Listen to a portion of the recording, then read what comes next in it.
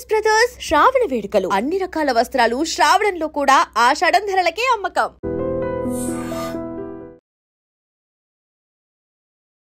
కాళ్ల పారాని ఆరకముందే ఓ నవ వధువు పెళ్లి కూతురు బలవన్మరణానికి పాల్పడిన విషాదకర ఘటన సత్యసాయి జిల్లా సోమందేపల్లి మణికంఠ నగర్లో జరిగింది. అయితే పెళ్ళయి కొన్ని గంటలు మాత్రమే అయింది.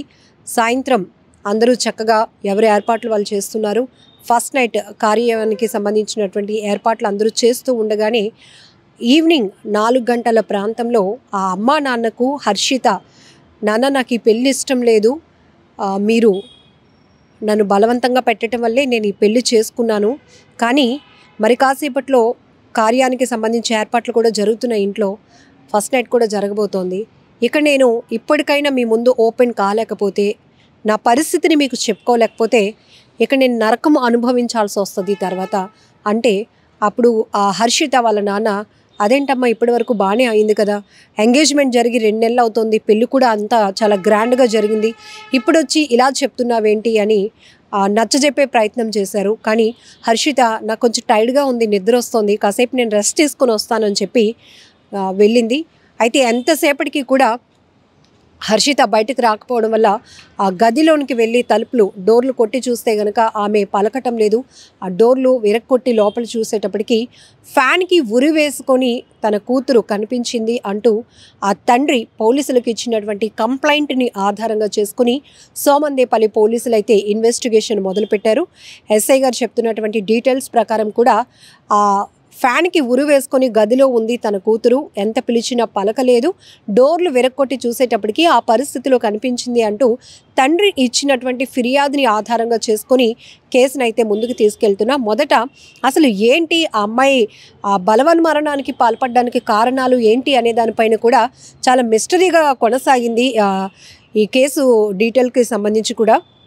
ఎందుకంటే హర్షిత పేరెంట్స్ ఇప్పటి వరకు ఒక వాదన వినిపించారు, అమ్మాయికి ఇష్టమైన పెళ్ళే, పెద్దల సమక్షంలో పెళ్లి చేశాం, ఇష్టం కాబట్టే ఎంగేజ్మెంట్ అయిన దగ్గర నుంచి పెళ్లి జరిగిన వరకు కూడా చాలా గ్రాండ్గా అయింది, తను కూడా చాలా సంతోషంగా ఉంది, ఫొటోస్ కావచ్చు మొత్తం అన్ని తంతుల్లో కూడా చాలా హ్యాపీగానే ఉంది, అలాంటిది ఏమీ లేదు. తన ఫ్రెండ్స్ కూడా హైదరాబాద్ నుంచి 10 మంది అబ్బాయిలు, ఒక అమ్మాయి కూడా వచ్చారు. నిన్నటి వరకు కూడా అంటే ఆగస్టు 4వ తేదీన మ్యారేజ్ అయింది. ఆగస్టు 4వ తేదీన నైట్ ఫస్ట్ నైట్కి సంబంధించిన ఏర్పాట్లు కూడా జరుగుతున్నాయి. ఈ టైంలోనే 4 గంటల ప్రాంతంలో తండ్రికి ఈ విషయాన్ని చెప్పే ప్రయత్నం చేసింది.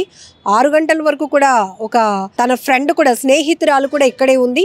ఆ తర్వాత ఆమె రిటర్న్ అయిపోయింది హైదరాబాద్కి. అయితే వెళ్ళిన తర్వాత తన కూతురు ఇలా చనిపోయిందని తెలిసిన తర్వాత కూడా వాళ్ళు ఎవరు ఫోన్లు చేయట్లేదు, ఫ్రెండ్స్ కూడా కనీసం అడిగే ప్రయత్నం చేయలేదు. ఎందుకు ఇలా హర్షిత బలవన్మరణానికి పాల్పడిందనే విషయం తెలుసుకునే ప్రయత్నం చేయలేదు. కాబట్టి ఆ ఫ్రెండ్స్తో జరిగినటువంటి కాల్స్ కావచ్చు, కన్వర్జేషన్ పైనే మాకు డౌట్స్ ఉన్నాయంటూ మొదట హర్షిత తల్లిదండ్రులు చెప్పుకొచ్చారు.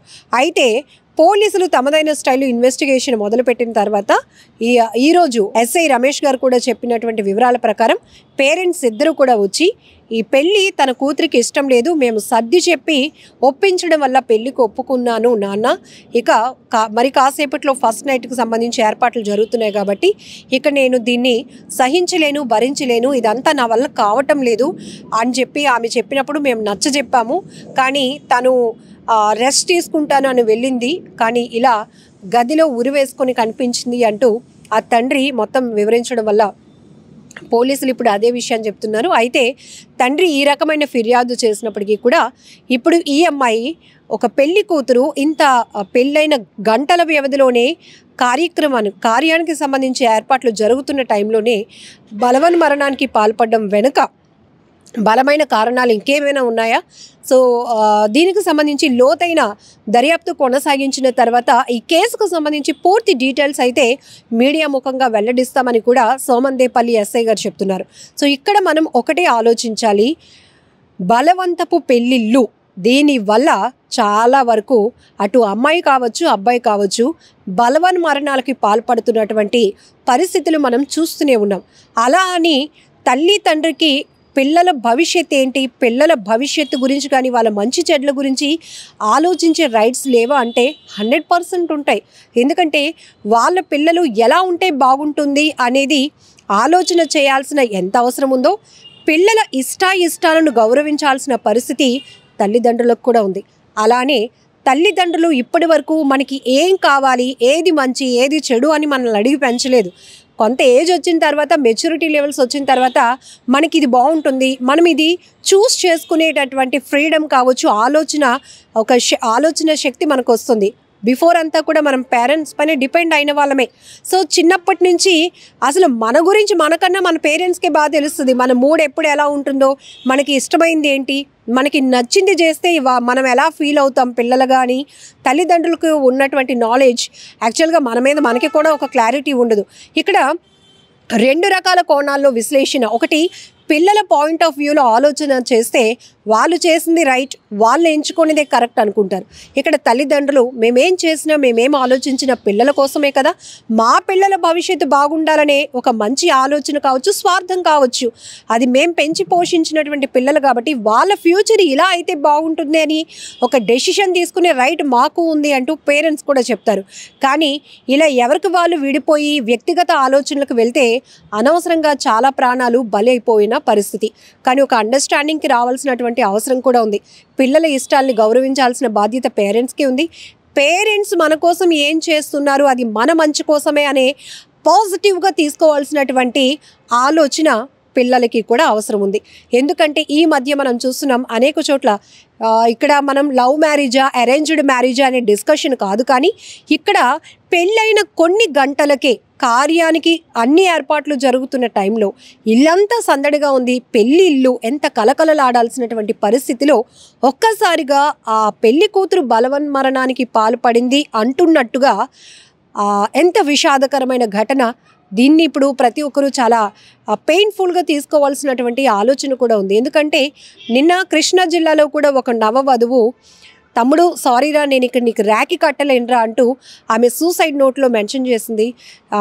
నేను చాలా హోప్స్ పెట్టుకొని వచ్చాను ఈ అత్త ఇంటికి, కానీ నా భర్త వేధిస్తున్నాడురా, నేను భరించలేకపోతున్నాను, అమ్మ నన్ను క్షమించండి, నాన్న నువ్వంటే నాకు చాలా ఇష్టం, నువ్వంటే నాకు ధైర్యం, నేను చాలా ప్రౌడ్గా ఉండేదాన్ని చదువు విషయంలో కావచ్చు, జాబ్ విషయంలో కూడా, నిన్ను చూసే నాన్న నాకు ఆ ధైర్యం వచ్చింది, కానీ ఇప్పుడు పెళ్ళయి వేరే ఇంటికి వెళ్ళిన తర్వాత నా ధైర్యాన్ని కోల్పోయాను, నా ఆత్మాభిమానాన్ని చంపుకోవాల్సిన పరిస్థితి వచ్చింది, నా ఆత్మగౌరవానికి అణువణువున తూట్లు పొడుస్తున్నాడు నా భర్త, నా ముందు వేరే అమ్మాయి గురించి పొగుడుతున్నాడు, నా ముందు వేరే అమ్మాయి పైన ఉన్న ఇష్టాన్ని వ్యక్తం చేస్తున్నాడు, నన్ను చదివించారు, నేను లెక్చరర్గా కూడా పనిచేస్తున్నాను, నేను పేపర్ కరెక్షన్స్ చేస్తున్నప్పుడు కూడా నాపై టార్చరే ఉంటుంది, కొడుతున్నాడు, మంచం కేసు కట్టి కొడుతున్నాడు, టైల్స్ పగిలిపోతున్నాయి, ఇక నేను భరించలేను, ఆడు కొట్టిన దెబ్బలకి నా తలంతా నొప్పిగా ఉంది, నేను భరించలేక ఇక తనువు చాలించాలనుకుంటున్నాను. ఆఖరిగా అమ్మకి నాన్నకి తమ్ముడికి కొన్ని మాటలు ఆమె చెప్తూ రాసినటువంటి సూసైడ్ నోట్, ఇది కూడా మీరు ఐ డ్రీమ్లో చూశారు. సో ఇన్ని ఘటనలు జరుగుతూ ఉన్నాయంటే ఈ ఆత్మహత్యలు ఎక్కడ ఆగుతాయి, అసలు దానికి కారణాలేంటి విశ్లేషించుకునే అంత టైం కూడా ఇవ్వకుండానే ఇప్పుడు కళ్ళ ముందు కనిపించినటువంటి వ్యక్తులు క్షణాల్లో క్షణికావేశంతో తీసుకుంటున్న నిర్ణయాల వల్ల ప్రాణాలు బలైపోతున్నటువంటి పరిస్థితి. ఆత్మహత్యలు, అందులోనూ నవవధువులు ఇలా ఆత్మహత్యలు చేసుకుంటున్నారంటే పెళ్లి వ్యవస్థ పైన కానీ, పెళ్ళి అనేటటువంటి ఆలోచనపై కానీ నేటి యువతకి మరి ఇంకా ఎలాంటి ఆలోచన ఉంటుందో, ఎలాంటి డైవర్షన్ ఉంటుందో కూడా మనం విశ్లేషించుకోవచ్చు. ఇటు ఒక్కటి అమ్మాయిల విషయం అనే కాదు, అబ్బాయిలు కూడా చాలా సున్నితమైన మనస్కులు ఉంటారు. సో అమ్మాయిల వల్ల హట్ అవుతూ వాళ్ళ ప్రాణాలు తీసుకోవటానికి కూడా చాలామంది అబ్బాయిలు వెనకడుగు వేయట్లేదు. ఇటు అమ్మాయిలు అబ్బాయిలు 2 రకాలుగా కూడా ఎవరి తప్పు అని ఇక్కడ మనం వేలు పెట్టి వెతికి చూపించే ప్రయత్నం కన్నా ఈ ఆత్మహత్యలు ఎందుకు ఇంతగా పెరుగుతున్నాయి, దీనికి కారణం కొత్తగా పెళ్ళై ఇంకా ఒకరి జీవితంలో ఒకరు ఇంకా జస్ట్ ఎంటర్ అవుతున్నారు, కానీ పూర్తిగా ఒకరి గురించి ఒకరు తెలుసుకునే అంత టైము తీసుకోవట్లేదు, టైం కూడా ఇవ్వటం లేదు. ఇంతలోనే ఇక చాలు ఇది మనకి నప్పదు, ఇది మనకి ముందుకు మనం వెళ్ళలేం. ఒక వ్యక్తిని ప్రేమించి ఇంకో వ్యక్తితో పెళ్లి జీవితాన్ని ఊహించుకోలేము అంటూ బలవన్మరణానికి పాల్పడుతుంటే ఆ కుటుంబాలు తమ వారిని కోల్పోయి తమ బిడ్డల్ని కోల్పోయి ఆ తల్లిదండ్రులు ఆ రోదన వర్ణనాతీతం అని చెప్పాలి. వారి కడుపు కోత తీర్చలేనిది. ఇక్కడ అన్ని రకాలుగా ఒక్కరు తీసుకునే క్షణికావేశమైన ఆలోచన పూర్తిగా అందరినీ కూడా చాలా ఇబ్బంది పెడుతుంది. చాలా లాస్, అది కుటుంబంలో చాలా లాస్. కాబట్టి ఈ ఘటనపై మీరేమంటారో కూడా కామెంట్ బాక్స్లో మెన్షన్ చేయండి. సోమందేపల్లి ఎస్ఐ గారు చెప్తున్నారు, పూర్తిగా ఈ కేసు ఇన్వెస్టిగేషన్ అయిన తర్వాత పూర్తి డీటెయిల్స్ ఇస్తాం. ప్రస్తుతానికి హర్షిత ఎవరైతే మృతురాలు తండ్రి ఇచ్చినటువంటి కంప్లైంట్ ఆధారంగా ఇన్వెస్టిగేషన్ కంటిన్యూ అవుతోంది. ఆ విషయంలో అయితే అతను మొదటంతా కూడా నా కూతురికి ఇష్టమైన పెళ్ళే పెద్దల సమక్షంలో చేసాం, చాలా గ్రాండ్గా చేశామన్న ఆ తల్లిదండ్రులు ఇప్పుడు నా కూతురికి పెళ్ళి ఇష్టం లేదు, ఈ విషయం ముందు కూడా చెప్పింది, నచ్చజెప్పి పెళ్ళి కొప్పించాం. ఇప్పుడు ఫస్ట్ నైట్కి ముందు తన ఇష్టాన్ని తన అయిష్టతను రెండు కూడా మా ముందు ఎక్స్ప్రెస్ చేసింది. అయితే మేము నచ్చజెప్పే ప్రయత్నం చేశాము అనుకున్నాం, కానీ నా కూతురు దీన్ని పాజిటివ్గా ఆలోచించలేక తను సూసైడ్ చేసుకుంది అనే వాదన ఆ తండ్రి కూడా చెప్తా ఉన్నారు. సో ఏది ఏమైనా ఒక అమ్మాయిని కోల్పోయారు ఆ కుటుంబం. చాలా బాధాకరమైన ఘటన. నిన్నటి దినం హర్షిత అనే 22 ఏళ్ల యువతి ఉరి వేసుకొని ఆత్మహత్య చేసుకోవడం జరిగింది. ఈరోజు ఉదయం 8 గంటలకి తల్లిదండ్రులు ఇద్దరు వచ్చి, కృష్ణమూర్తి పద్మావతి అనే ఇద్దరు మణికంఠ కాలనీలో నివాసం ఉంటారు. ఇరువురు వచ్చి మాకు ఫిర్యాదు ఇవ్వడం జరిగింది. 2 నెలల క్రితం బాగేపల్లికి సంబంధించిన ఒక ప్రైవేట్ ఎంప్లాయీకి నిశ్చితార్థం చేసుకొని నిన్నటి దినం బాగేపల్లి దగ్గర కళ్యాణ మండపంలో పెళ్లి చేసుకొని అమ్మా నాన్న ఇంటి దగ్గర శోభన కార్యక్రమాలకి సాయంత్రం 4 గంటలకి అట్లా చేరుకున్నారు. చేరుకున్న తర్వాత అమ్మా నాన్నతో, నాన్న నాకు ఈ పెళ్లి ఇష్టం లేదు, నాకు ఇప్పుడే పెళ్లి చేసుకోవాలని కూడా లేదు, ఇంకా మీరు నిశ్చయించినారు కాబట్టి చేసుకున్నాము, దీనికి సంబంధించి నేను ఇప్పుడు కూడా చెప్పకపోతే ఇబ్బందులు పాలవుతానని చెప్పేసి మీకు చెప్తున్నాను, అలాగని చెప్పేసి క్యాన్సిల్ అయితే మీ పరువు పోతుందని నేను గమ్మునున్నాను అని చెప్పేసి చెప్పిందట. ఇప్పుడు అలా చేస్తే బాగుండదు అమ్మా, ఇన్ని రోజులు బాగానే ఉన్నావు, ఇప్పుడు ఇలా చెప్తే ఎట్లా అంతా అయిపోయిన తర్వాత అని చెప్పేసి మేము అడగడం జరిగింది. సరే నాన్న ఏదైతే అవుతుంది అని చెప్పేసి అలసిపోయాను, కొంచెం రెస్ట్ తీసుకుంటా అని చెప్పేసి పర్సనల్ వెళ్ళి అనుకుంటా అని చెప్పి వెళ్ళింది. కొంతసేపు తర్వాత నిద్ర లేపాలని చెప్పి మా పాపను లేపితే ఎంతసేపు గడి తీయకపోయేసరికి చూస్తే తలుపు గడి ఉన్నది. గడి పగలగొట్టి లోపలికి వెళ్ళిన తర్వాత ఉరి వేసుకొని తన చీరతో ఉరి వేసుకొని చనిపోవడం జరిగింది. నిజంగా ప్రస్తుతం ఉన్నటువంటి సమాజం దేనికి ప్రయారిటీ ఇస్తుంది?